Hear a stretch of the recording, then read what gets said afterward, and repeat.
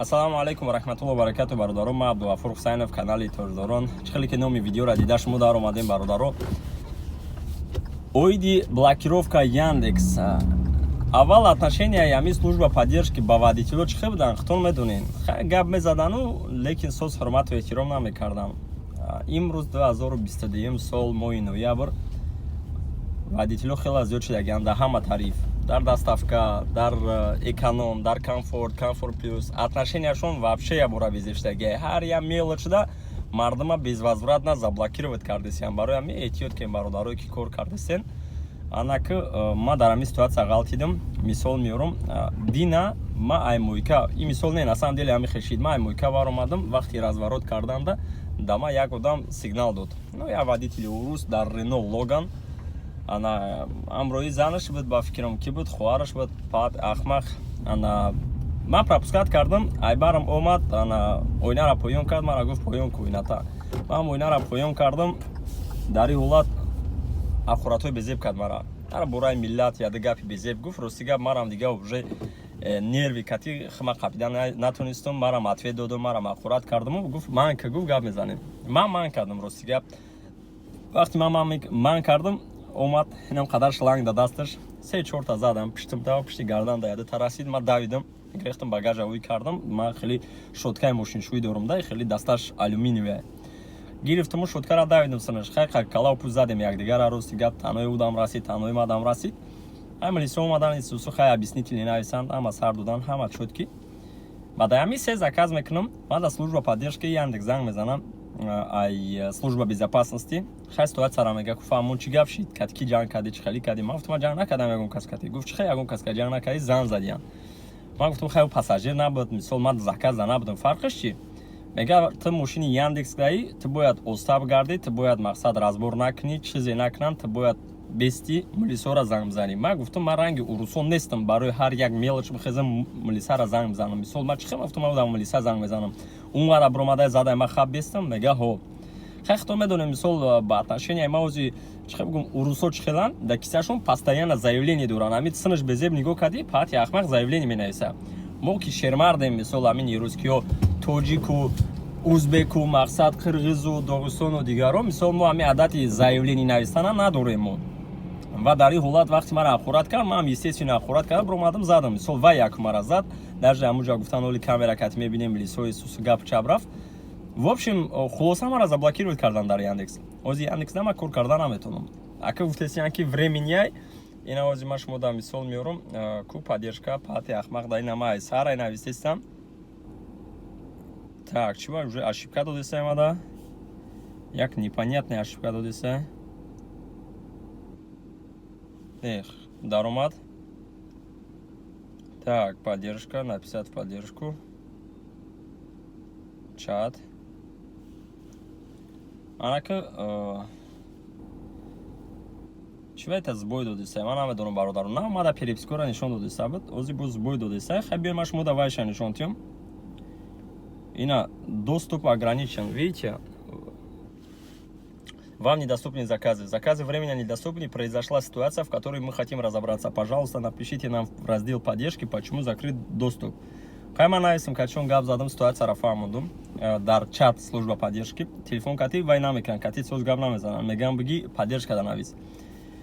Поддержка да нависам. Мегум хай ситуация ами хешид. Мисол ма заказа набудам, ма пассажир надоштам. Чива шумо маҳкам мекунем? Мега хай фарқаш чӣ? Худто мошини Яндекс даи бояд накунӣ, бояд игнорировать кунӣ. Хай аму чиста русский тема мисол худтон медонем. Ман гуфтам хай майли, ман намедонистам дар кори ма влият мекунад. То есть ма Яндекс дар кор мекунам, шумо мара заблокировать мекунед. То есть ну дига повторить намешава. Майли дига чӣ гапе шид гуфтам, ман вай мекунам. Номаш чӣ ай? Ҳаракат мекунам, игнорировать кунам, ҷанг накунам, разбор накунам. Так, ба гуфтам хай скажите, пожалуйста, на какой срок закрыли доступ, так как у меня машина арендованная. Ман гуфтам машини ман аренда дай. Мақсад ма кор накардесам, ма бояд аренда биспорам. Чӣ хел кунам? Навистки, так. Нам сообщили, что во время поездки произошел конфликт с участниками дорожного движения, и это подвергло опасности вас и пассажиров. Так, хай майра фамудум, бомегум, ина ма як галан навистам, поддержка да. Мада гуфтан ки мы уточняем информацию и найдем решение так, чтобы помочь вам. Найдем решение и сразу напишем вам в этот чат. Один обегает, сразу уже дига ответом додагин есть на чах-чах, когда шитаги. Я вот на суат, альхамдулилlah, суат уже двуним шит. Худо дар номи ҷонам, пока тишина. Разблокировать накардиан оли. Зан задесям, мегам мы намегем оли. Кай разблокировать мекем, лекин разбираться кардесем ситуация. Хулоса, ма ба кадом ният видео кардистам бародаро. Ҳар як таймо коркини омадагем, ҳар як таймо мисол хонасум равон мекунем, мисол ҳамин бародарое ки кор мекунам дигару дигар. Зиндагӣ дорем, мисол зан фарзанд дорем дигар. Ҳаракат кунем дар ин хел ситуатсиё максимально нерви хутона биқапен. Ина мисол ма уже Яндекса кор кардан наметавонам. Барои ман проблема нест Яндекс кор кардан, лекин асай бародарое ки камтар проблематична мешавад, мисол уже кор кардан наметавонам, мисол камбудӣ мешавад дигару дигар. Барои ҳамин ҳаракат кунен, мақсад дар ҳамин ситуатсиё ки мисол дидин дар заказ набудам ма, Яндекс дига чиз буд, мақсад пассажир надоштам, вообще линия биромадагӣ будам, пати урус жал вақт Яндекс мара гирифт блокировать кард. Ина полностью типа линия, лекин ман линия биромада наметавонам, аз сабаби ки поён чизае. Чира дар назар дорум, чӣ хеле ки боше набошен, мелочайши ошибка кати блокировка кардесиян. Бародарое ки стаж надорен, сумкати да дига одамо подключат мекунен, бас стажтон тайёр мешава, уже кор кардан наметавонен. Барои ҳамин сабр кунен, як моҳ ду моҳ.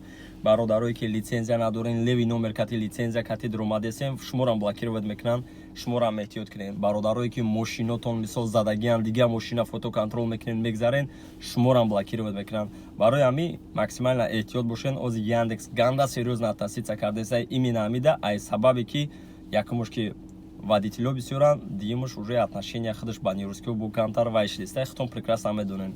Ва самое главное, бародаро, ягон одама бишносен, мумкин хитон медонен, мумкин як ёру рафиқтоне ки разблокировка Яндекс заниматься мекунам, мисол бисёрам бародарое ки блокировка кардагианшона мада муроҷиат кардагиан. Беҳтарин мешавад ки дар комментария номеротона бимонен, мо шумо кати связ мебироему, ҳамин бародароро разблокировать кардан дар кора. Мисол бародарое ки нашуд стаж, нашуд нарушения ва дигару дигар Яндекс заблокировать кардагиан, ман медонам ҳастан одамое ки заниматься мекунан, мада контактошон неста шунавидагиам. Агар ҳамин хел одаморо бидонен, дар комментария нависен, ҳамин бародароро кушоему кор кунам. Ман уже ниятомон али шид имрӯза дар рӯзи ки ман бояд Яндекс кор мекардам ай саҳар, динамон ният кардаги будем ки рӯзи душанбе кор карда тарифи эконома пешкаш шумо мегардонем. Ва гуфти урусо ки всё что не делается, делается к лучшему. Хай бахайра иншалло ин мудда қадар проблемаи калон нестай. Ози мерем мо автошкола сёмка мекунем, худо хоҳад автошколаро видеош рӯзои наздик мумкин рӯзи чоршанбе уже дар YouTube шава, дар бораи права, айнол, замина, дигару дигар ҳамаша мефаҳмонем. Агар Яндекс разблокировать кард, беҳтарин ба Яндекса сёмка мекунем. Накард, хай бад ягон фикрша мекунем. Ягон камбудӣ боша нависем бародаро, оиди блокировка, оиди разблокировка, ягон лайфхак, ягон чизое ки медонен мардум да ёрдам метия, ҳатман дар комментария бинависен. Камбудӣ боша нависен, ман ислоҳ мекунам бародаро. Ягон чи добавить кардан бошад, добавить мекунам. Ва самое главное, аётон наброрен, охирон шав бугум бародаро, ман дар описания ссилкаи Instagram, ссилкаи Telegram ам мемонам, бисёртар дар оҷа ман ҷои кор, ҷои хов, мисол барои документҳо бисёр хеле информатсияи хуб мепартом, пропускат накунем. Дар панои Аллоҳ бошен, Аллоҳ нигоҳбонтон, эҳтиёт кунен. Ассалому алайкум.